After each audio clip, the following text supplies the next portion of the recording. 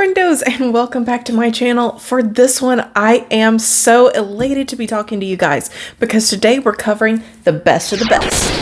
I'm talking the best perfume launches of 2023. We have 13 awards to be given out today, and in just a moment, I'll be passing out those awards to 13 perfumes that really stole the show this year. Okay, Friendos, if you're excited, go ahead, hit like, hit subscribe, and Friendos, just stay tuned.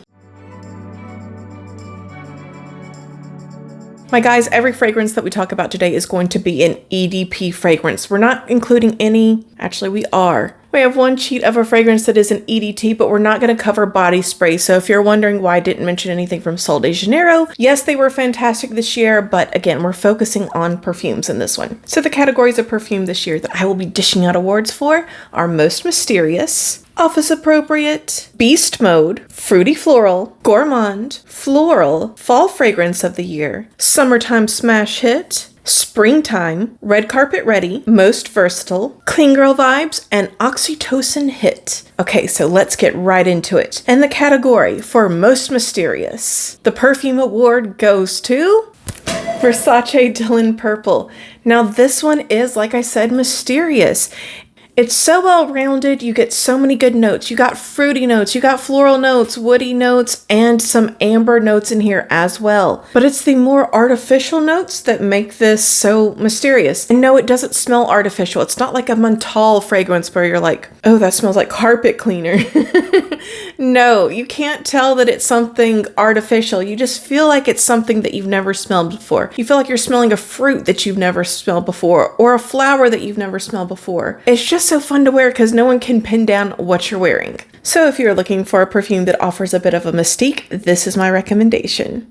Now for the category of Beast Mode, we have Ariana Grande Cloud Pink. Now this one is gourmand. She's loud, she's proud, she's very sweet, she's very youthful. And this one boasts the best projection and the best longevity of every perfume that I've tried this year. So if you're into something that is very sweet and marshmallowy, you might want to give this one a try. Now for the best fruity floral fragrance of 2023, we have Miu Miu Fleur de Lis. Friendos, I was stalking this perfume on Fragrantica for a long time before it ever launched in the US. I was expecting this to be very gourmandy. It is supposed to be based off of a dessert. And while it is somewhat gourmandy, I would say it's really more of a fruity floral. So you will have lactonic notes in here, you'll have mango, you'll have coconut, and it smells so good. But again, really more of a fruity floral than an actual gourmand, in my opinion. Next up, we have the category of Office Appropriate. Now this one is the only EDT that you'll hear about today. All the rest are EDPs. We have Dolce & Gabbana Light Blue Summer Vibes. Now this one will sit very close to the skin. It's very inoffensive. Now it smells great, but there's not a lot of longevity. There's not a lot of sillage or projection with this fragrance. It just sits very close to the skin. I would categorize it as a skin scent. It's very personal. It's certainly not going to get you in trouble at work unless your boss is just insane. We have sort of a problem here. And it's rare to find a good peach in a fragrance these days. A lot of the peaches, in my opinion, just kind of smell rank.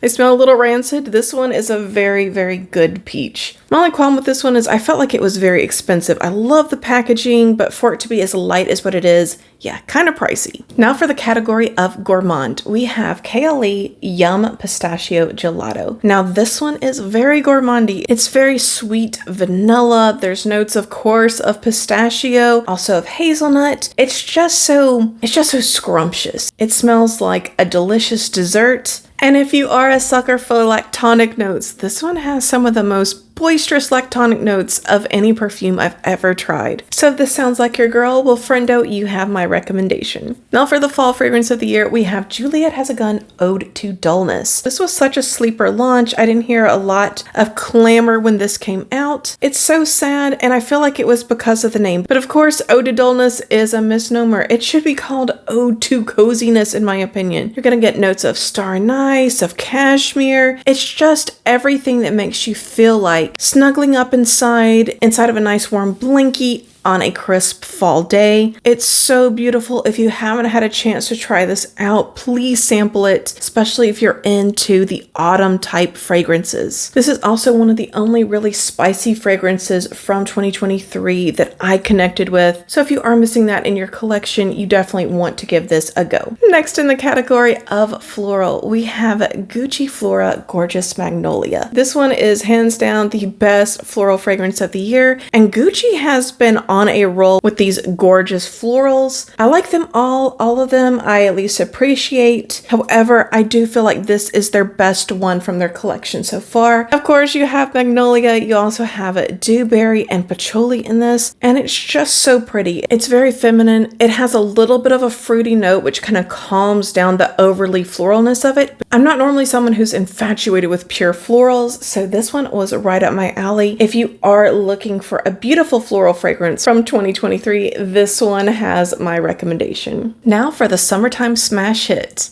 It's probably not going to be a surprise to you guys. It's Juliet Has a Gun Lust for Sun. Now this one has gorgeous solar notes and has beautiful florals.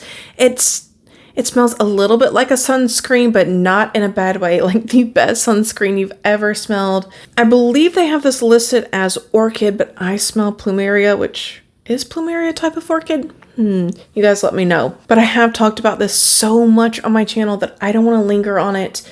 Just know that this one was my favorite from summertime. Now for my favorite springtime fragrance. This one definitely launched at the wrong time of the year. This is Dead Cool Sunlit Blooms. You guys know I'm obsessed with Dead Cool as a brand, and this fragrance, it has to be one of their happiest fragrances I've ever smelled. Actually, one of the most happiest fragrances I've ever smelled in my life. I cannot spray this and it not just fill me with joy. It brings a smile to my face every time I smell it. You've got orange flower, you've got notes of vanilla in here. Now, unlike all the other Dead Cool perfumes, which tend to be very unisex, this one does lean very stereotypically feminine. So if you're into something that's sweet, light, and a little bit floral, this one definitely has my recommendation. Just know that you might want to invest in a travel size, as this doesn't last very long on my skin. Now for the category of red carpet ready. It is Nest Lychee Rose. Now guys, this is another beast mode fragrance. It lasts a long time on the skin, and it definitely announces you when you show up to the party. Now, unlike Cloud Pink, this one is very sophisticated. It's very grown. It's very perfumey. People are going to know that you are wearing a perfume. So if you're looking for something that's a little bit more youthful, go with Ariana Grande Cloud Pink. If you're looking for something that's more sophisticated, more elegant, more grown up, go with this one. Okay, my guys, we're getting close to the end. For the category of most versatile, we have Toca Lucia. I am so sad that this did not get more attention, because this is such a beautiful fragrance. It is so well rounded. You get woody notes, you get sea notes, you get fig, you get tobacco, you get floral notes, and you get vetiver in this beautiful perfume. And I felt like no one talked about it. I could wear this all year round and feel completely in my element, very comfortable in what I'm wearing, because I normally will wear different perfumes for different seasons. You don't have to, and I don't suggest that you become so OCD like me, but this one I sincerely could wear all year round and just feel beautiful. This fragrance just smells, in a word, beautiful. This one also has good longevity, decent projection. This is definitely one that you're going to want to sample if you go to Ulta. It has my recommendation for anyone looking for a staple scent to wear year round. For our second to the last category, we have Clean Girl Vibes, and that goes to Abbott.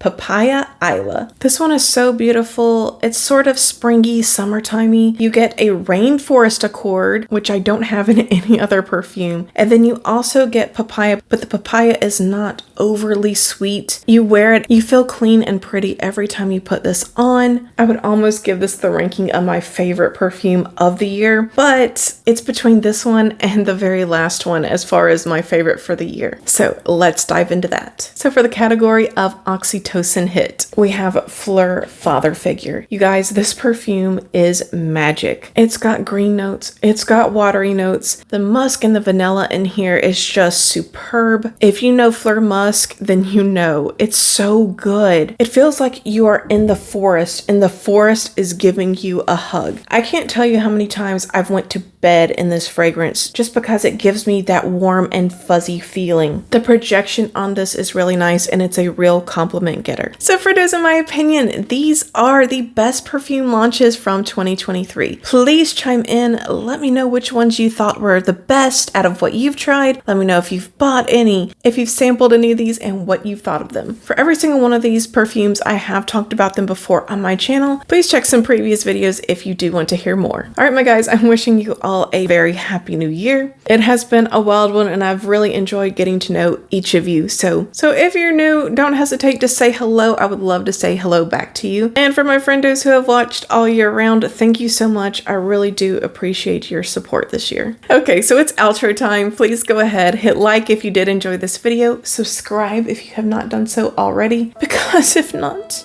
we'll both have to live in the sorrow of never knowing what could have been. All right, guys, have a fabulous one. Bye.